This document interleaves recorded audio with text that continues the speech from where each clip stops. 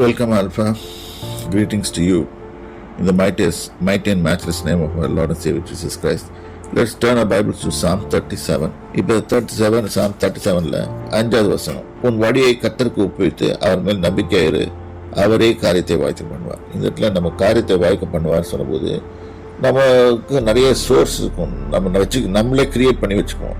இதுதான் சொல்கிறோம். இப்போ ஒரு பிஸ்னஸ் பண்ணுற ஆள்னா என்ன பண்ணணும்னா, ஐடியா தங்களுக்கு இருக்கிற ஐடியாஸ் தான் அந்த ஐடியா எங்களுக்கு அந்த we hit that idea and it produced அது இருக்குது.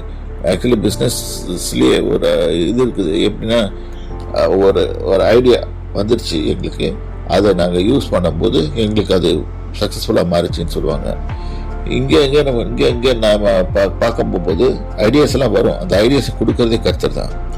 அப்போ உன் வழியை கர்த்தருக்கு நீ ஒப்புவித்து அவர் மேல் நம்பிக்கை இருக்கும்போது அவரே காரியத்தை வாய்க்கு பண்ணுவார். அவர் உனக்கு ஐடியாவும் கொடுத்து, ரெண்டாவது உன்னுடைய காரியங்கள் வெற்றிகரமாக முடியத்தக்கதாக அவர் தான் அவனை நடப்பிப்பார். தவிர்த்து உன்னோட best ideas cannot be always taking you to the winning side. அது அப்படி இருந்துச்சுன்னா we will have a profit and loss account. எல்லா இடத்துலையும் ப்ராஃபிட்டு லாஸு ஏறுது, ஸ்டாக் மார்க்கெட் ஏறுது இறங்குதுன்ற மாதிரில இல்லை.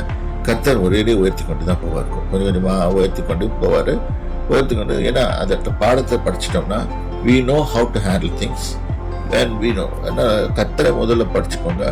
இதில் அவர் வழிகளை, என் வழிகளை நான் கர்த்தருக்கு ஒப்புவித்து அவர் மேல் நம்பிக்கையாக இருப்பேன் அப்படின்னு சொல்லிட்டு அவர் தான் என் காரியத்தை வாய்க்க பண்ணுவார் என்ற நம்பிக்கையோடு நம்ம போகும்போது கர்த்தர் நம்ம காரியத்தை வாய்க்க பண்ணுவார். கர்த்தருடைய பரிசுத்த நாமத்துக்கு ஸ்தோத்திரம்.